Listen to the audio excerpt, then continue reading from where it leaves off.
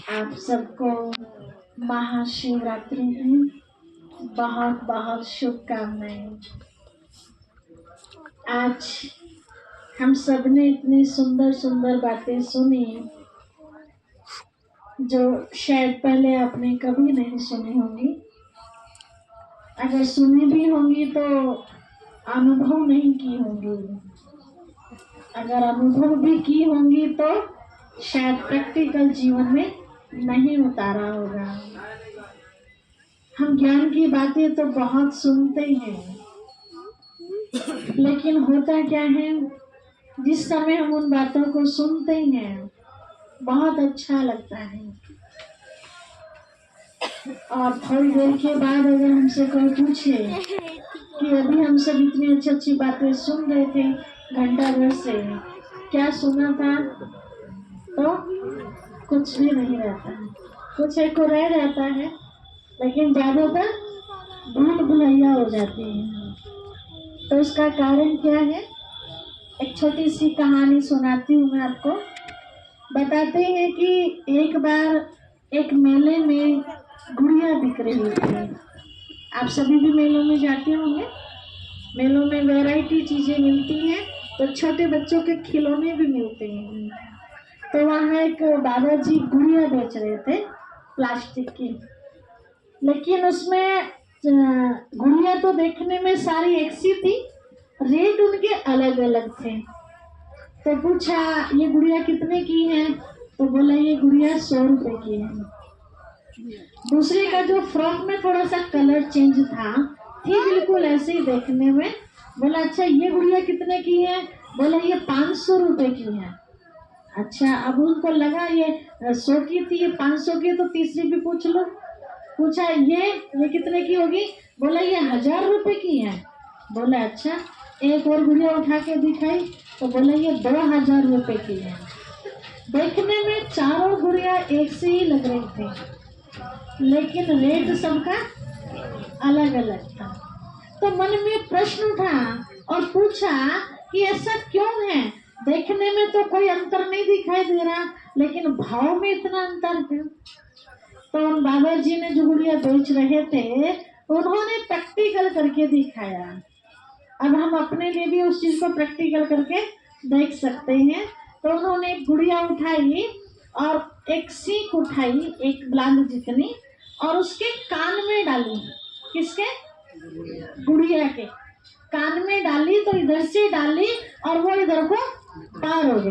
बोला देखो ये है 100 रुपए वाली गुड़िया। बोला अच्छा।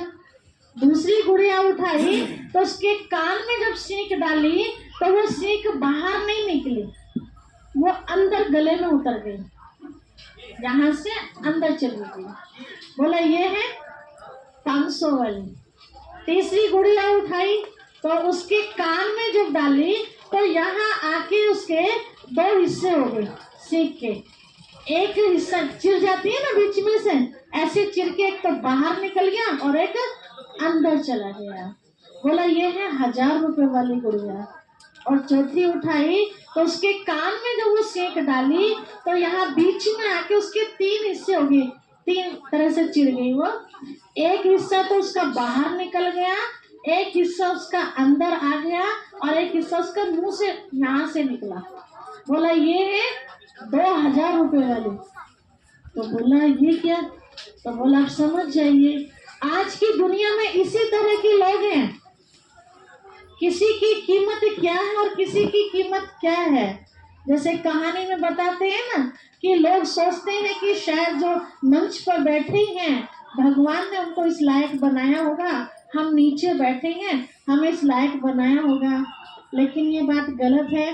भगवान किसी को कुछ नहीं बनाता, हमारे कर्म ही हमें उस लायक बना देते हैं जो हम ऊपर से नीचे और नीचे से हम ऊपर पहुंच जाते हैं। बहुतों की कहानी आपने ऐसी प्रैक्टिकल में देखी होगी कि बहुत साधारण व्यक्ति था, उसे कोई पहचानता भी नहीं था, और आज उसे दुनिया जानती है। जैसे कि हमारी राष्ट्रपति बहन है ना, जैसे कि हमारे मोदी भाई हैं, चाय बेचने वाले। कौन जानते थे उन्हें कि स्टेशन पर चाय बेच रहे, और आज वो पूरे भारत तो क्या पूरे विश्व भर में लोग उनके पांव छूते हैं, है ना। और कहा इतने ऊंचे जो अपने आप को समझते थे कि अनादिकाल तक हमारी ये पीढ़ी राज्य करती रहेगी, आज क्या हालत हो रही है सब जानते हैं, बताने वाली बात नहीं है। तो भगवान ना किसी को उठाता है और ना किसी को गिराता है, ये हमारे अपने ही कर्मों का खेल है। तो जो गुड़िया वाली बात मैं आपको सुना रही थी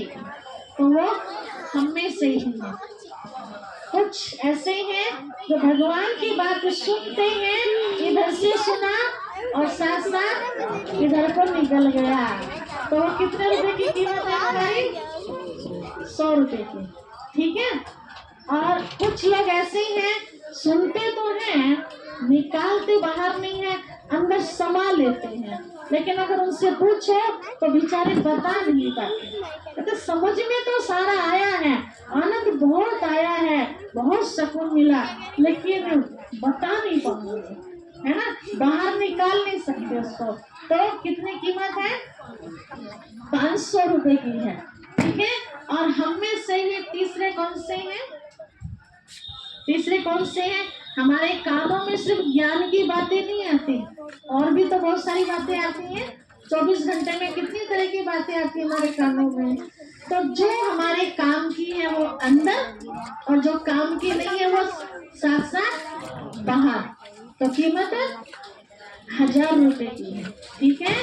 और जो परमात्मा पिता की बातें सुनते, सारी की सारी अंदर ग्रहण करते, जो इधर उधर की व्यर्थ बातें सारी साथ के साथ बाहर, और जो ग्रहण करते हैं उसको अनुभव करके फिर दूसरों को भी अनुभव कराते हैं, उस पिता परमात्मा का संदेश दूसरों तक भी पहुंचाते हैं, तो उनकी कीमत 2000 रुपए, ठीक है ना।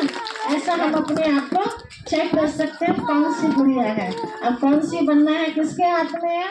क्या शिव बाबा बनाएंगे या खुद बनेंगे? हमें खुद ही बनना होगा। तो आज हम सब यहाँ महाशिवरात्रि मनाने के लिए आए हैं। देखिए दुनिया भर में हम देखते हैं अनेक प्रकार के त्योहार होते हैं। पूरे वर्ष भर में अगर नजर दौड़ाए हम तो किसी भी देवता के लिए या किसी भी देवी के लिए, है ना, या घर में किसी बच्चे का जन्म, बच्ची का जन्म होता है तो कभी उनके नाम के आगे रात्रि शब्द नहीं आता, है ना। रात को 12 बजे श्री कृष्ण के लिए बताते हैं कि रात में 12 बजे जन्म लिया, लेकिन जब हमने उनका वर्ष भर का जन्म मनाया, अष्टमी मनाई, तो किसी ने कहा जन्म रात्रि है, क्या कहा? जन्म अष्टमी है, जन्म दिन के रूप में। आपके घर में कोई बालक जन्म लेता है तो भी क्या मनाते हैं आप? जन्मदिन मनाते हैं, है ना। तो केवल एक नवरात्रि और दूसरी शिवरात्रि, है ना। तो ये दो ही हैं और बहुत नजदीक नजदीक है। पहले आती है कौन सी रात्रि? शिवरात्रि, और शिवरात्रि के बाद तुरंत आती है नवरात्रि। वो किसकी यादगार है? देवियों की यादगार है। बताते हैं शास्त्रों में कि जब भगवान धरती पर अवतरित होते हैं तो अपने साथ कई शक्तियों को प्रकट करते हैं, दुनिया से आसुरी प्रवृत्ति वाले लोगों का नाश करने के लिए, असुरों का संहार करने के लिए देवियों का अवतरण होता है। तो किसने अवतरण किया उनका? किसने किया? शिव की शक्तियां कही गई है, तो शिव बाबा ने उनको उतारा। तो शिवरात्रि ही क्यों कहा गया है? क्योंकि शिव बाबा रात में ही आते हैं। अब वो कौन सी रात है? वो ये वाली रात नहीं है जो अभी 5 घंटे बाद फिर होने वाली रात है। वो रात है अज्ञानता की रात, जब मनुष्य ये भूल चुका होता है कि मैं कौन हूँ, मैं कहाँ से आया हूँ, क्यों आया हूँ, मेरा धर्म कर्म क्या है, इन सब बातों के अंधकार में जब मनुष्य गुमराह हो जाता है, उसे कोई रास्ता नहीं दिखाई देता, चारों तरफ अंधकार ही अंधकार। जो मंदिरों में भी प्रार्थना करते हैं, ये आंखें खुली होती हैं तो प्रार्थना करते हैं, मुझ नयनहीन को राह दिखाओ प्रभु, पग पग ठोकर खाओ। ये नयन खुले हुए हैं तो भी अपने आप को नयनहीन बताते हैं, जिसके लिए कहा गया है ज्ञान सूर्य प्रगटा, अज्ञान अंधेर विनाश। तो वो ज्ञान सूर्य परमात्मा पिता जब प्रकट होता है तो अज्ञानता रूपी अंधकार का नाश होता है। उसी की यादगार में हर वर्ष ये महाशिवरात्रि मनाई जाती है। बहुतों का तो अंधकार समाप्त हो गया होगा। जिन्होंने अपने आप को जान लिया है, समय को पहचान लिया है, अपने पिता को पहचान लिया है, अपने स्वधर्म को कर्म को पहचान लिया है, तो उनके लिए तो अंधकार समाप्त हो ही गया। हाथ खड़ा करेंगे किनका अंधकार समाप्त हो गया? अच्छा, कुछ एक का नहीं हुआ है जो पीछे बैठे हैं, पहली बार आए हैं ना। आप आएंगे तो आपका भी अज्ञानता का अंधकार समाप्त हो जाएगा, है ना। तो महाशिवरात्रि मनाने का उद्देश्य ही है परमात्मा पिता धरती पर आकर के हम सब बच्चों के आत्मा रूपी दीपक को जगाते हैं ज्ञान के द्वारा। अज्ञानता को अंधकार कहा गया है और ज्ञान को प्रकाश कहा गया है। वो प्रकाश, जैसे आप दीपक के अंदर घृत डालते हैं और एक बार घृत आप डाल दे, दीपक जला के छोड़ दे, तो क्या वो सदा जला ही रहेगा या बार बार घृत डालने की आवश्यकता पड़ेगी? बार बार डालने की।